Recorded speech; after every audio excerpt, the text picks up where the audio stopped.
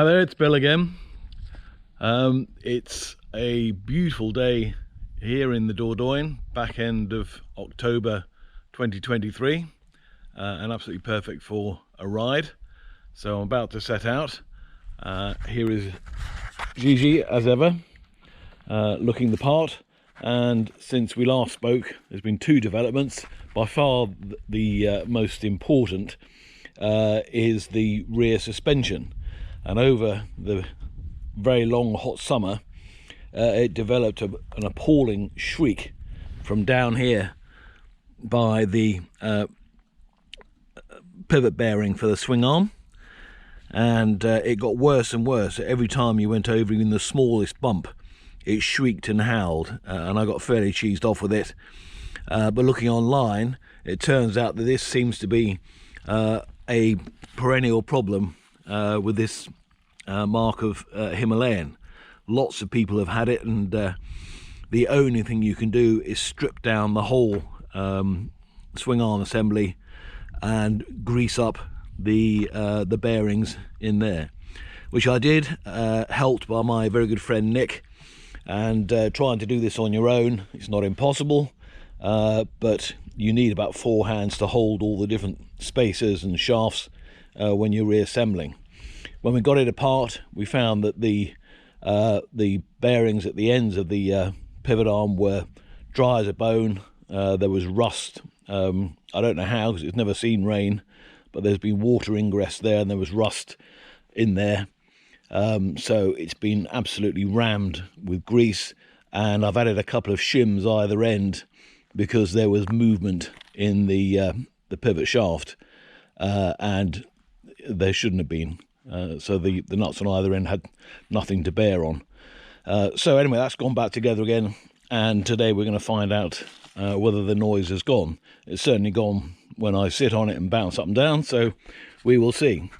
The second thing, I mentioned last time that I was trying to resolve the problems I had with the GPS mount, the Q mount, mainly for reflection. I'm still trying to find a non-reflective screen, and can't. So if anybody can point me in the direction of one of those, I'd be very grateful. But what I have done is add the anti-vibration mount. You can see there in the back with the knurled flange on it, and all it basically is a rubberized diaphragm which isolates the phone mount from the bracket and the rest of the bike.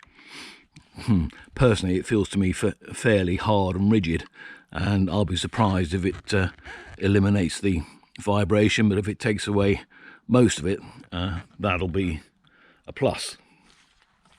So here we are, about to mount up. Jake is hanging around, hoping he's going to go for a walk, which he will do when we get back, won't you, fella? But in the meantime, it's time for me to get out and enjoy the roads here in France on this glorious day. When we get back, I'll tell you how it went.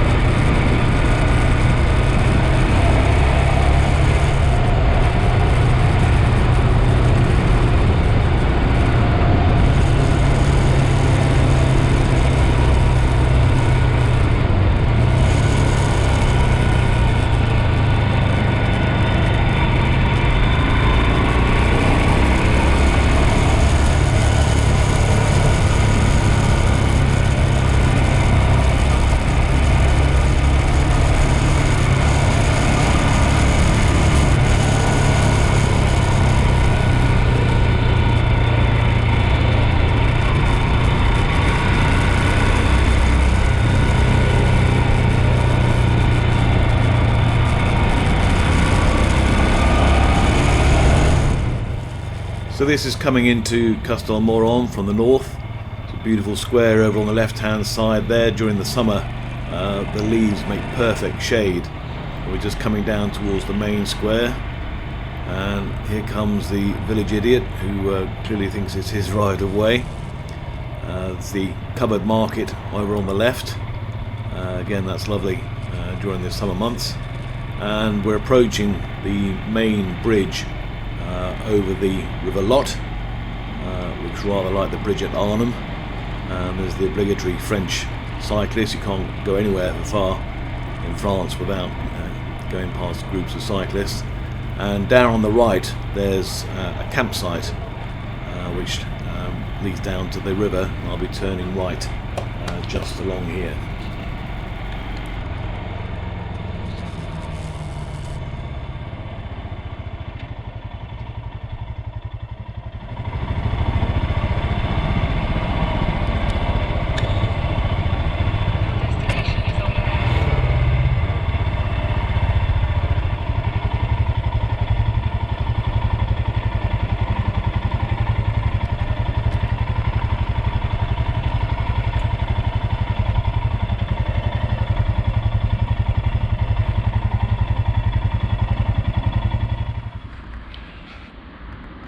So here we are at the wonderfully named Castelmoron, which is a beautiful little town in the Lot. I'm sure the River Lot herself, like most of the rivers down this part of France, it's pretty huge.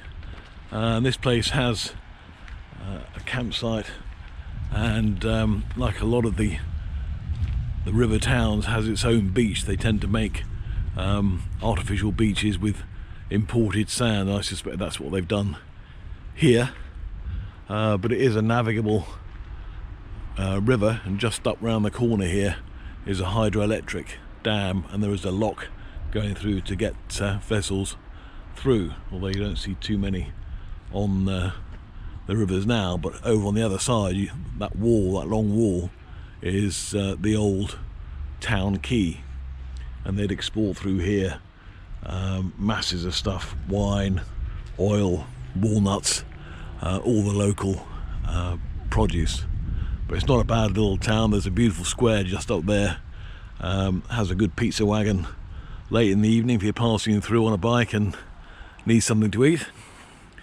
And GiGi wasn't too bad on the way here, although I paused just to change my gloves, and for some reason she was very reluctant to start. And when I finally got her running, the engine was surging for some reason, maybe because she sat for a little while. Might be old fuel, or maybe a battery on the way out. I hope not, but we'll see on the way back, and when I try and start her now, which could be interesting.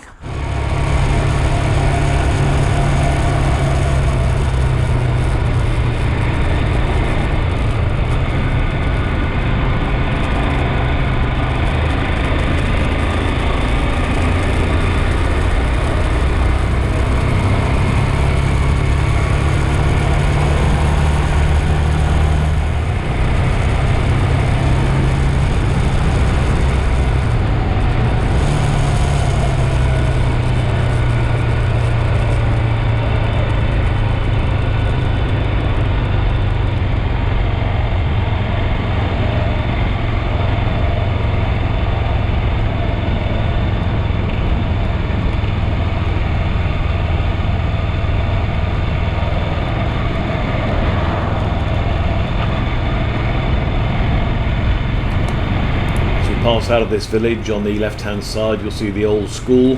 On the right is the end of village sign with the red slash through it and the start of the 70k speed limit you always get on the edge of built up areas in France, as well as the usual tractor. And on the right, that's the end of the 70 limit and into the 80k limit.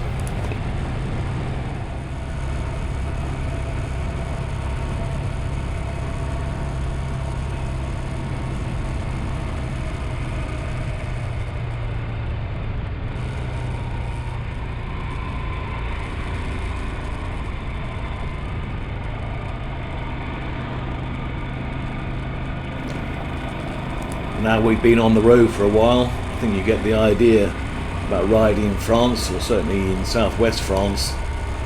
Sweeping lanes, open roads, beautiful weather, very little traffic as long as you're not out on a bank holiday or a market day. The road surfaces generally around here are very good. They don't have problems with frost damage as you would get in the UK, and it really is just a pleasure to ride in conditions like this, where other traffic on the road is a surprise rather than the norm, and the power of the Himalayan really doesn't make any great odds on these kind of roads. It's ample for what I need, certainly. The handling is absolutely fine, and you just cruise along. It's like floating. It really is a great pleasure.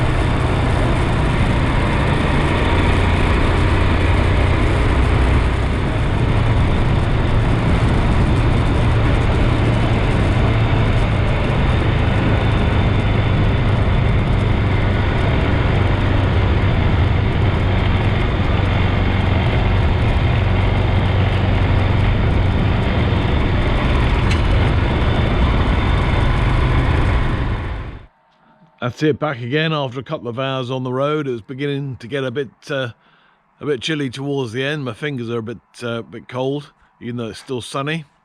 I don't know what it was with the engine surging when I paused and it wouldn't restart, but I'll have to monitor that. I'm not sure why it should be. Anyway, hopefully it won't do it again. But it was a lovely ride. Jake's come out to have his ritual pee on the side of the tyre.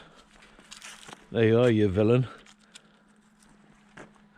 And it was another good run out with me and GiGi, and we're looking forward to a longer run. I was thinking perhaps going back down to the Pyrenees and this time turning left to the Mediterranean instead of right to the Atlantic, and seeing how that goes. Other than that, the anti-vibration fixture on there, the only good it did was to bring the phone a bit closer to me so I could see the sat-nav a bit better, but it still vibrated like a bugger, so I think it's a total waste of time, but it does one useful thing, I guess. Right, we'll call it a day there, and until next time, take care. Bye for now.